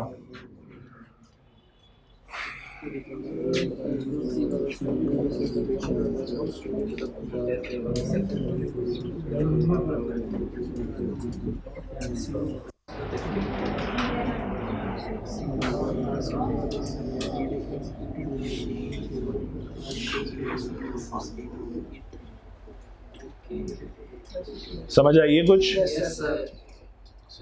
दिमाग पे कोई बोझ डला है? जी जी। ए और आर के दरमियान, क्योंकि यहाँ पे सी पार्टी नहीं है, सी पार्टी थी आर और सी के दरमियान उस कॉन्ट्रैक्ट में। ये दो कॉन्ट्रैक्ट हैं, the one is between A and R and the second is between R and C. जी नहीं कर सकता, नहीं कर सकता जी। सी ए का लीगल रिप्रेजेंटेटिव हो तो फिर बीइंग एन एजेंट कर सकता है। देखो being agent is something different. मैंने पहले भी अभी जब वर्ड बोले तो मैंने एजेंसी का लफ्ज बोला कि एजेंट आपका कर सकता। इसको मजीद परेशान ना करो अपने आप को इनमें। हाँ जी, मैंने कहा कि देखो स्ट्रेंजर टू द कॉन्ट्रैक्ट का मतलब है आप उस कॉन्ट्रैक्ट की पार्टी नहीं हो, ना आप ऑफरर हो ना आप ऑफरी हो, ना आप प्रॉमिजर हो ना प्रॉमिजी हो, ठीक? तो आप उन दोनों में से कोई नहीं हो तो आप केस फाइल नहीं कर सकते। स्ट्रेंजर टू द कंसिडरेशन का मतलब है आप कंसिडरेशन से वाकिफ नहीं हो, मतलब आपने कंसिडरेशन पे नहीं की उस कॉन्ट्रैक्ट में, आपके बिहाफ पे कोई और पे कर रहा है, लाइक दिस। ठीक है जी, ये समझ आई? इसे लर्निंग के लिए था, इसमें से पेपर नहीं आना प्लीज जी। ले जी प्लीज आगे चलते हैं। आप 29 एक दफा नजर मारें, आपको समझ आएगा। कॉपी पेस्ट किया और सिर्फ नाम चेंज करने की कोशिश की है।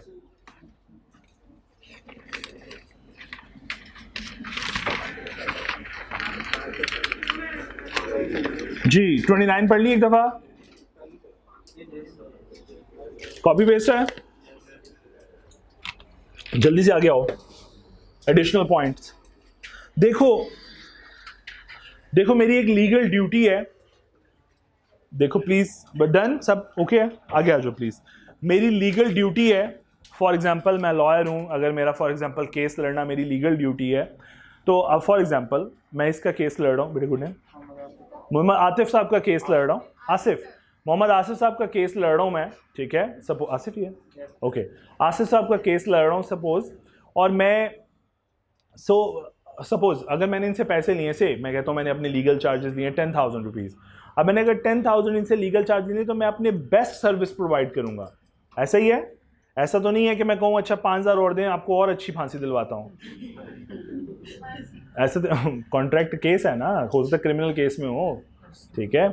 सब अच्छा, मैं एक मज़ा बताता हूँ। हमारा एक केस था, पार्टनर कराची गए, उनके लिए टिकट्स अरेंज हुई, ब्ला ब्ला ब्ला ब्ला, 50 को 1000 रुपये, उनको भी सर्विस चार्जेस भी लिए उन्होंने कंपनी के। हम लोग एक कंपनी का केस लड़ रहे थे, टैक्स का केस था। तो वो पर्सन गए, पार्टनर गए कराची जाके केस लड़ा, केस हार के आगे, टिकट के पैसे दिए हुए थे कंपनी ने, प्लस कंपनी ने 50,000 रुपया गाल उनकी, अच्छा रहने रुने सब खर्चा कंपनी ने उठाया, प्लस 50,000 रुपीज़ कोई लीगल फ़ी भी चार्ज की हुई थी, वो भी ली हुई थी। तो करा के वापस आ गए, तो हार के वापस आ गए। तो एक वकील बैठा हुआ था कंपनी के सामने ना, तो इज़्ज़त अफजाई के लिए, तो उसने कहा अगर फाई लगवाना था तो मुझे 10,000 देते, मैं तुम्हें लगवा देता फाई।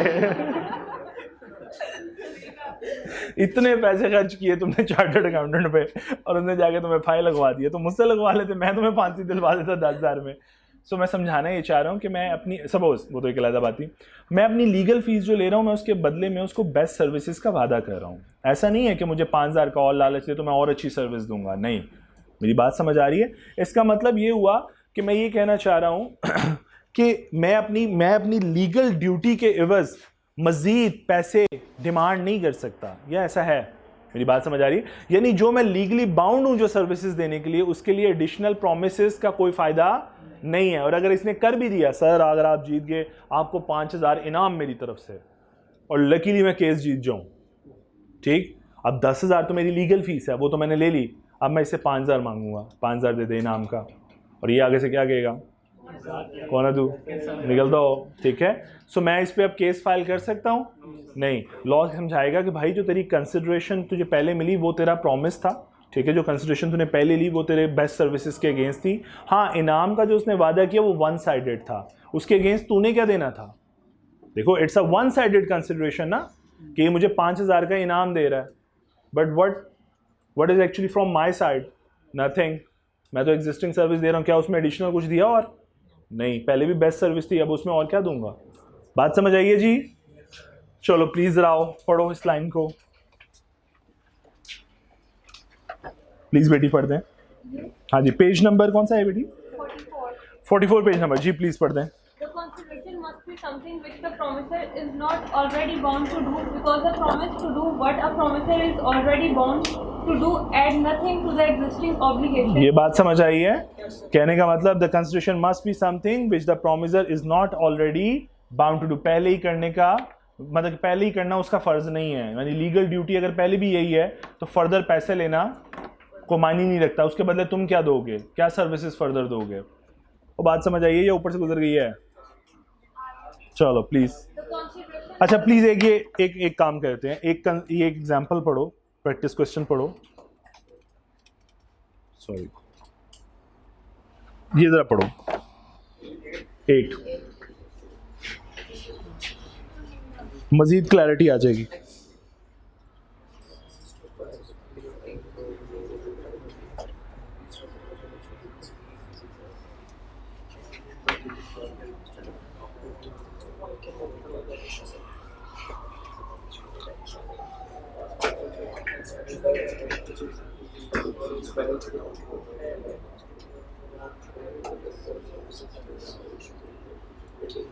जी डन? कुछ क्लैरिटी हुई इस कॉन्सेप्ट में? चलो, कौन सा बेटे? अच्छा, the consideration must be something which the promiser is not already bound to do, यानी कि कंसिडरेशन कहता है कुछ है ऐसा विच द जो अगर ऑलरेडी, फॉर एग्जांपल आप एक सर्विसेज दे रहे हो, जैसे बीइंग अ लॉयर है, अब समझो मैं ऑलरेडी आपको बेस्ट सर्विसेज दे रहा हूँ, ठीक है, और थोड़े से और पैसों का वादा आया या थोड़ा सा इनाम का वादा आया, तो क्या बदले में उसके अलावा क्या पहले कम सर्विस दे रहा था अब ज़्यादा सर्विस दूंगा, या पहले गंदी सर्विस दे रहा था अब अच्छी सर्विस? नहीं, ऐसा नहीं है। मेरी लीगल ड्यूटी थी, मैं वो पहले भी उतनी ही एफिशिएंसी के साथ सॉल्व करनी थी, तो मेरी साइड से अब दोबारा कोई कंसिडरेशन मूव नहीं हो रही, आपके इनाम के एवज मेरी साइड से कोई फर्दर कंसिडरेशन मूव नहीं हो रही, ठीक है, because a promise to do what a promiser is already bound to do, क्योंकि ये वो काम है जो मैं पहले ही बाउंड हूँ बाय लॉ कि मुझे ये बेस्ट परफॉर्म करना है। Adds nothing to the existing obligation, तो इसने कोई इजाफा तो नहीं किया मेरी सर्विस क्वालिटी में या सर्विस के उसमें क्वांटिटी में, ऐसा तो कुछ नहीं हुआ। हाँ, मैं ये अगर फॉर एग्जांपल मैं 10,000 इनसे लूँ, प्लीज़ ये बात याद रखिएगा, मैं 10,000 इनसे लूँ, इनका एक सिविल केस डील कर रहा हूँ, लेकिन साथ ही में इन्होंने मुझे 5,000 की और ऑफ़र की और मैं इनका केस नंबर 2 भी डील कर रहा हूँ, तो फिर बेटा एडिशनल कंसिडरेशन है और एडिशनल सर्विस है, ये बात ख्याल करनी है। प्लीज अगली बात बस पढ़ दें जल्दी से। The consideration must be real and not illusory. Illusionary सी ना हो, एम्बिगुअस सी बातें नहीं, एम्बिगुइटी बातें ना करो, क्लियर बातें करो। कंसिडरेशन क्लियर होनी चाहिए, रियल होनी चाहिए। किस तरीके से? फॉर एग्जांपल आप ऐसे वादे शुरू कर दो जो कि इम्पॉसिबल हों। जिस तरह प्लीज़ आप एग्जांपल 34 पढ़िए, ज़रा आपको समझ आएगी किस किस्म के वादे इल्यूजन्स होते हैं। उसने पता नहीं इतनी मुश्किल से मारी होनी है, कहता मैं दोबारा जिंदा कर देता हूँ, और पैसे भी 1 मिलियन दे दे। उसने इससे ज्यादा दे के मरवाई होनी है।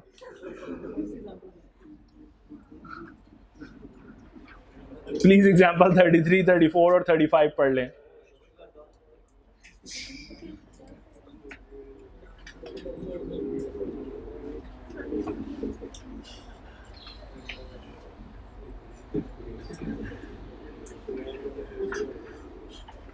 जी डन। Example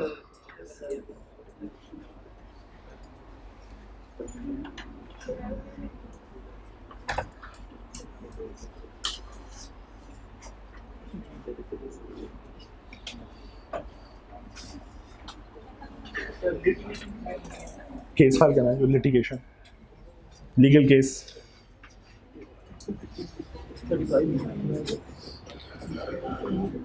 33, 4, 35 done. चलो अच्छा, अब कल हमारा जो केस जहाँ से हम डिस्कशन स्टार्ट करेंगे, हमने अब तक पढ़ा कि ऑफर की वैलिडिटी, एक्सेप्टेंस की वैलिडिटी, रेवोकेशन और फिर कंसिडरेशन। पहले साउंडनेस और फिर कंसिडरेशन। कंसिडरेशन 2 वे होनी चाहिए, ये भी डिस्कशन कर ली।